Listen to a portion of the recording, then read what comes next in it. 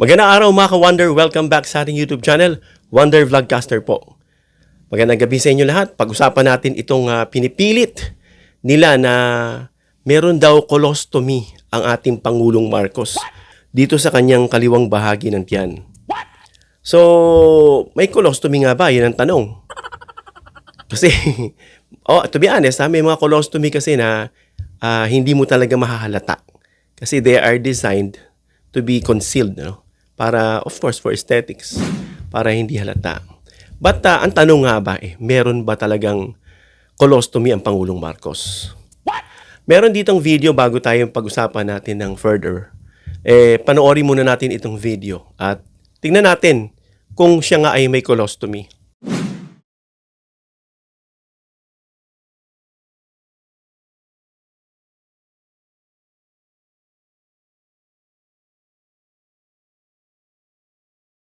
So, yun mga ka-Wonder, ano? Although very brief yung video, pero nakikita natin na mukhang wala naman, ano? No, ano kung meron? Yun ang tanong. Ano kung meron? Kung wala. 'Di ba? Either of the two. Ano ngayon kung meron? Kunyari. Yan ang dapat alamin. Kasi hindi dapat lahat ng mga nakikita nyo, lalo na kung hindi nyo alam. No? Ako po kasi mga ka-Wonder, again, meron po akong background sa medisina. No? Isa po yun sa pag-aralan kong kurso, pero hindi po yun ang tinapos ko. Ibang course po ang aking tinapos. Well, anyway, tumagal naman tayo dun sa kurso na yun. Umabot tayo ng 4 years. Kaya masasabi mo na enough na yung ating pong knowledge when it comes sa mga ganyan. Plus, yung mother ko po when she was diagnosed of colon cancer, no? I was in my dorm, no? Pero nag-aaral ako that time. Minessage niya ako, Mark, sabi niya, dumumi ako ng tugo. Tapos tinanong ko, ano pa meron nakita? Meron daw parang mucus o parang sipon. So, ni-rule out, ni-research, nakita ko, dalawa lang, in-scratch yung iba, either diverticulitis or diverticulosis or cancer. Pero sabi ko nga, nung na-research ko pa further, nasabi ko sa mga brothers and sisters ko na may cancer ang si mama. So, tama naman, nagkaroon. So, in other words, nung siya po inoperahan at magaling yung kanyang surgeon, no?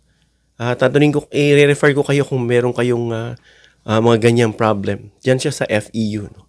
Sa Fairview siya naka-assign.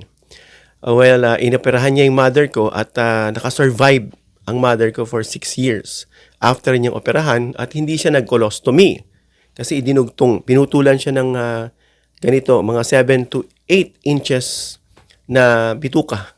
Yun po yung may mga presence ng lymph nodes, kumbaga contaminated siya. May cancer siya. So pinutol yun at pinag-attach yung both end na malinis. Boom. So in other words, naging maayos. No? Maayos na. But of course, it has to be, you have to be disciplined doon sa mga pagkain mo. It doesn't mean na okay ka na, balik ka ulit doon sa dati mong gawi. So hindi dapat ganun. So in other words, after years, bumalik. Kasi nga, panay ang kain ulit ng mga bawal. So, kaya ako nasabi yun dahil marami tayong nakita mga patient na may colostomy. Even one of my classmates, meron siyang colostomy dito sa kanyang left part. Usually, dyan naman yan makikita. Yan ay bubutasan. Yung butas na yun, tawag stoma. At ilalabas doon yung, of course, yung stoma. Yung, pag nakita nyo nga dyan, meron ako nakita sa bridge. Mamula-mula dito kasi naka-expose. Mamula-mula. Yung part na yon.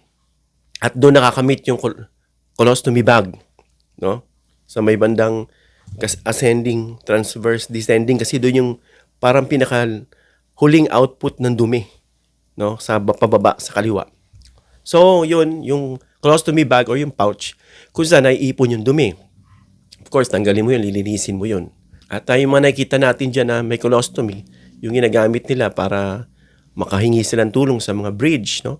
Of course, they have to show that. Pero yung iba na tinatago nila, hindi mo mahalata. Kasi medyo yung modernong pouch, lalo na, manipis at discreet, no?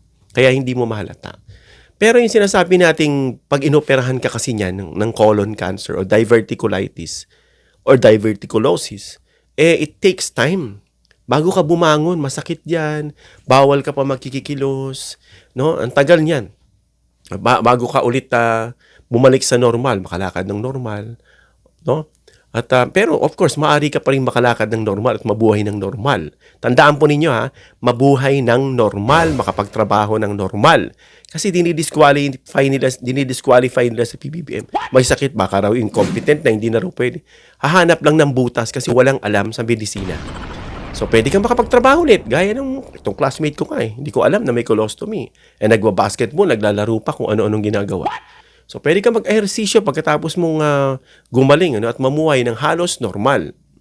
So, gaano katagal yung sinasabi nating recovery niyan sa mother ko kasi matagal, Pero yung depende sa overall health condition ng tao.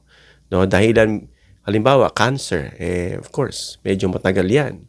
At sasamahan mo yan sa banyo kasi ako nga nag-alaga sa mother ko. Dadalhin mo yung kanyang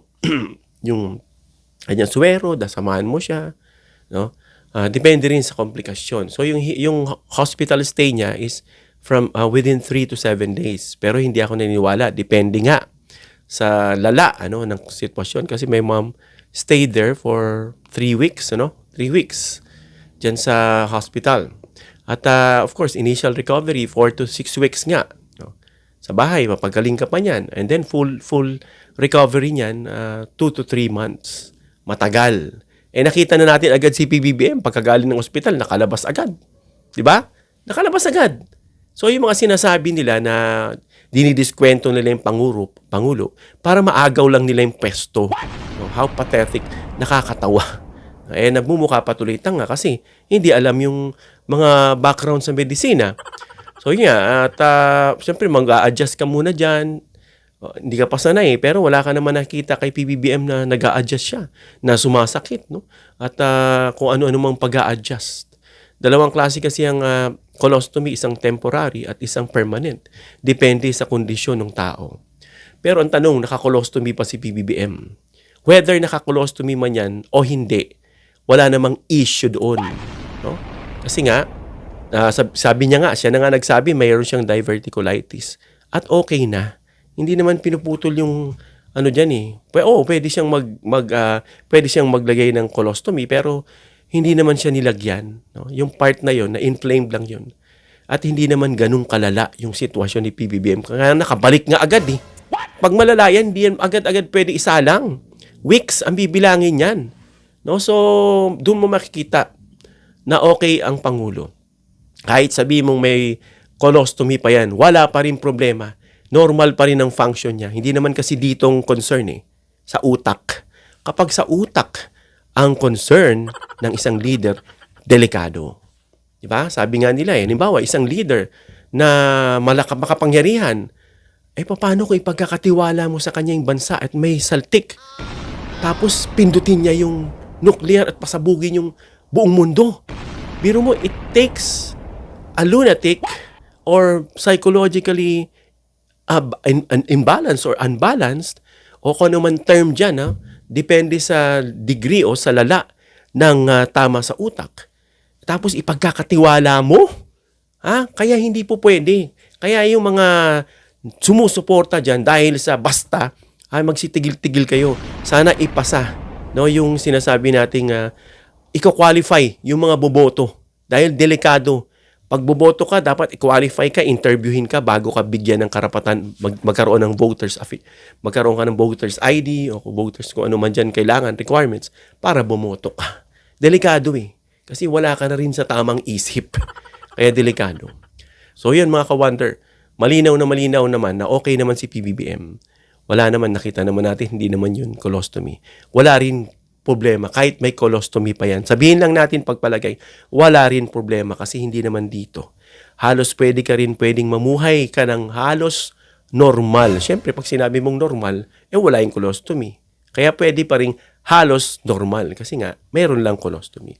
At hindi naman nakakaapekto. Ganun pa rin, para ka ring normal na tao.